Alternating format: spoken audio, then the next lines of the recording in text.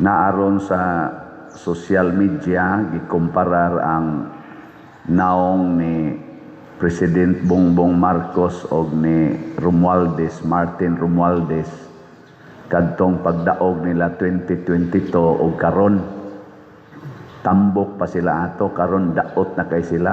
Nga tan-aw ko nako nag-low carb basag ni sila. Ang sa 2022 tambok pa man ko ato, karon daot na nako nag-low carb siguro ni sila. Low carb and fasting, intermittent fasting. Ang mga balita-balita na problema sila karon tungod sa daghan kaayong mga nipagawas og mga pinangitawag nato mga witnesses nga sila gyud maoy utok sa dagko kayong kawat sa kwarta dinis ato. Subay-subay bitaw ni kisa na nga ang mga lawyer diha nga nagsubay-subay, appeal na si defensor kanang former congressman,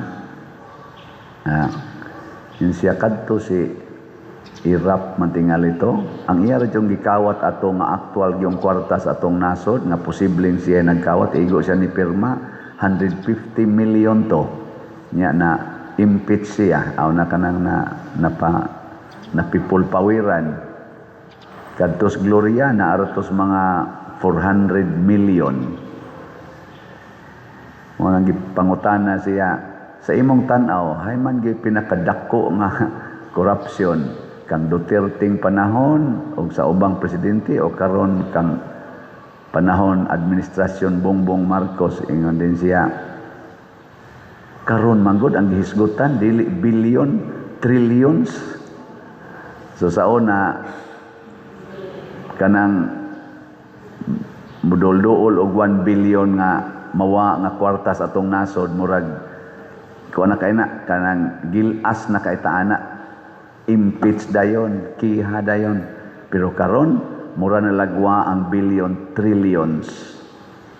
Nya kining maong buhat masakpan man sila sa dili, preso man or mapamulta man sila sa dili kay may sakay sila mo lihay-lihay, dili deta kaikyas sa Ginoo mga igsoon. Mo nang niingon diri sa atong Ebanghelyo, ang taksanan nga inyong gamiton alang sa uban, mauusab ang taksanan na gamiton sa Dios alang kaninyo. Kining ato rong mga leaders nga nangawkaw sa atong kwartas nasod, ila man tan gilisod-lisod, gitagaan nila kalisdanan ang mga Filipinos ba. Nya tungod aning paglisod-lisod nato sa atong isig katao, mao sa nay gamiton sa Ginoo nga magkalisod sad sila. Tingali naa nila ang mga malita-malita nga kwarta, mga billions and trillions na as ilang bank accounts dinhi og didto sa gawas nasod, pero ang kahasol sa ilang hunahuna magkalisod gid na sila. Mo nang nidaot na sila na sila mga sakit, mga matay ra gid na sila.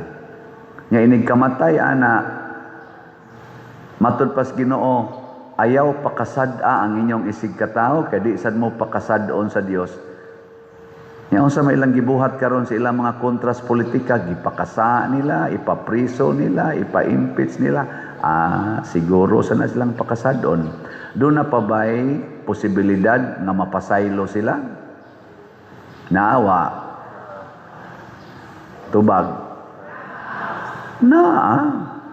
Mauna si Propeta Daniel diri sa atong unang pagbasa, nagbasol siya og nagpakiluoy siya sa mga sala niya og sala sa iyang katigulangan. Iyang giangkon nga mga masupilon mi, hasta tong akong katigulangan. Nagsigi mig supak-supak nimo, Ginoo. Nya iya sang giila, apan ikaw maluluyon og mahigugmaon. Pero lagi mubalik sad ta sa standard nga gisulti ni Kristo. Kung dili nato pakasad-on ang atong isig katao, di sad ta pakasad-on sa Ginoo. Sa dihang na presidente si Rodrigo Duterte ang gikondem sa kadaghadang leaders ug mga labi na gyud sa mga kaning nasakop aning pinklawan, mao gyud si Marcos Sr. nga bisag patay na dili gid nila ipalubong sa libingan ng mga bayani. Grabe gyud ang pagkondem ato tungod kay dako gyud kay siya og nabuhat kuno nga sala sa Pilipinas tungod sa iyang marsyalo pagka-diktator og sa pagpangawkaw niya mga gitawag mga hidden wealth niya. Motong wa gyud siya gipalubong kay ikauwaw ang paglubong niya sa libingan ng mga bayani. Pagka-presidente na ni President Rodrigo Duterte, iyang gitan-aw ang legal ug ang moral side. Sa legal, ang ayan gid siyang ilubong sa libingan ng mga bayani kay former president man siya niya, sundalo pa gyud sa atong nasod. Wa gyud rason nga dili siya ilubong. Ang moral lang kay makaskandalize sa mga tao. Iyang gitimbang-timbang, timbang-timbang ug may desisyon siya nga ipalubong gyud sa libingan ng mga bayani. Ug unsa may tumong ato niya aron ipakita nga ang usa ka Pilipino ato yung higugmaon, dili nato pakasad-on. Sakto to yang gibuhat dili. Pero sa dihang karon siya na mo gi-accuse og ejiki, wa gyud mopugong si Bongbong Marcos. Why 24 hours gi-arrest dayon siya dito sa airport paggikas Hong Kong pag-abot Dritsos Villamor Air Base, human sakay sa eroplano ngadto dayon sa Dahig. 1 year na siya karon kapin dito. Wa gyud makonsensya Bongbong Marcos ani hasta nang iya mga opisyal. Mao na hinaot unta nga makonsensya ba? Karon na ako'y nabatian nga tamlay ba sa Tagalog, tamlay, subo kayo, luya kayog naong si Bongbong Marcos nga nag-announce nga, mga kapatid, mayroon ng isang Pilipino na nasawi doon sa gira sa Israel, sa Middle East. Lungkot tayo kasi namatay isang domestic helper. Naku kanindot unta kining iyang gibati karon sa usa ka OFW, mubati man kita na bisag usa lang ka Pilipinong mamatay, mubati man ta. Pero nganong di man ta mubati sa usa ka 80 years old masakiton, usa na ka tuig nga gipriso, nganong di man ta mubati nga ibalik dire? Nganong wa man na gi-pronounce sa atong talahorong presidente sa dihang pila ka gatos ang nabanla sa baha dinhi sa atong dakbayan sa probinsya sa Sugbo, labi na dinhi sa atong parokya, atong munisipyo. Wa man ko kabati nga iyan ang gisulti tungod sa flood control nga way ayo. Ug sa daghan pang nangamatay tungod aning mga trillions nga gipangkuha nila. Wa man siya na maluya, wa man siya moingon nakakaawa. Nawa naman ang hearing sa flood control, nawa naman ang hearing sa mga nangawang kwarta sa DepEd o sa PhilHealth. Pila kay namatay kay wa nay tambal. Ingon ani ang gustos Ginoo nga kun pananglitan maluoy ta sa usa, kaluy-a ang tanan. Mo na ingon Ginoo, dihas kasing-kasing nato, di gid nato pakasad-on ang atong isig katao. Kita dili lang sad ta mo akyos nga sad-an si President Bongbong Marcos ug ang iyang mga allies. Unsa may atong iakyos ang ilang mga actions. Ang ilang pagkatao maluoy ta, pasayloon nato ang ilang pagkatao. Mo na ang atong prinsipyo sa simbahan, hate the sin, unsay sumpay? Love the sinner. Nay usa ka grupo nga akong giistoryahan, love your enemies. Huy pader, uy lisod ka na pader, uy litso gadeng react. Di gina madapader. Love your enemies. Di na madapader. Kamo, unsa man sa inyong reaksyon? Love your enemies. Unsa inyong reaksyon?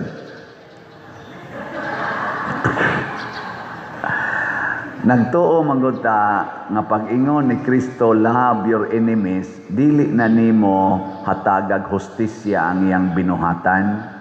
Di na mo'y gustos Ginoo. Because God is a just God. Ang gusto niya, higugmaa ang nakasala, dumti ang sala. Love the sinner, hate the sin. Ingkaw niya usara man na, ang sinner ug ang sin gakuyog man na, kuyuga sad ang justice ug ang love.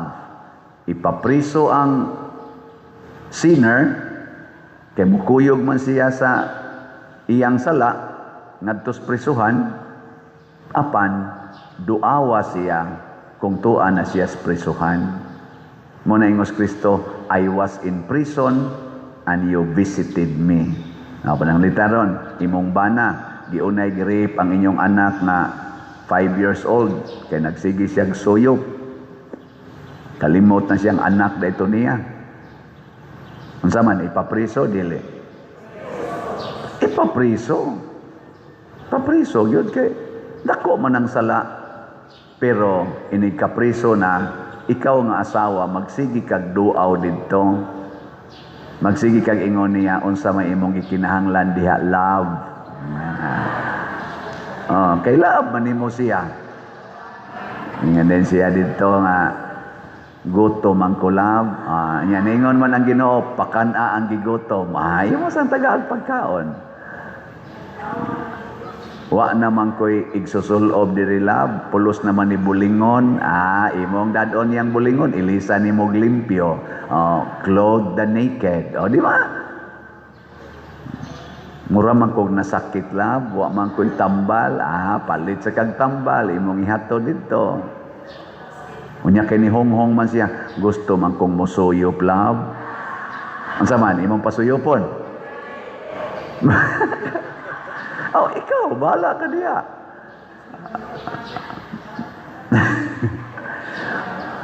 Ang nakaapan manggod nato, pareharon anang mga pangandoy sa uban, may ragyog madugta na diha si Duterte. Di man gani sila magingong Presidente Duterte, Mr. Duterte. Madugta unta na siya, dili paigo nga makonbikto na siya, madugta kita siya. Pastilan anang mga pulunga. No? Mao na hinumdumi gini na kanang imong tupad, kanang tupad nimo ba makapalangit na nimo, kana bang tupad nimo o makapaimpierno sa na nimo. Kay mao man na ang basihan sa Ginoo giunsa na nimo pagtratar, kanang tupad nimo. Kung imo na siyang dumtan sa kas Ginoo.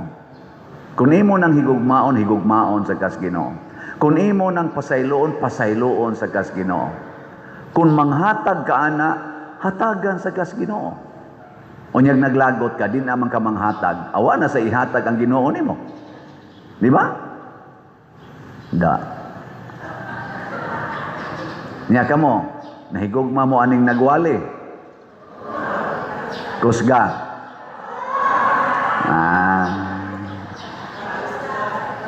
Unsa may kinahanglan aning nagwali ron? Kana ang slat. Pila man kabuk atong slat be? Tulo kabuk atong slat. Ang Grace 100 pesos, ang PPSC Part 2 100 pesos, DPR 100 pesos. Kung mupalit mo ani kada simana, tagsa lang kaslat, kada simana, 300 pesos. Daghan kay mog madawat nga grasyas gikas Ginoo. Kay iya manggisaa diri. Kung manghatag kamo sa uban, kamo usab paghatagan, pakapinan pagyod. Kay ba mo pila ipakapin sa Ginoo? Hay may daghan ang gihatag o ang pakapin? Di ba, kung kamo'y manghatag ba, panaltan, mubayad ka ron, mubayad ka.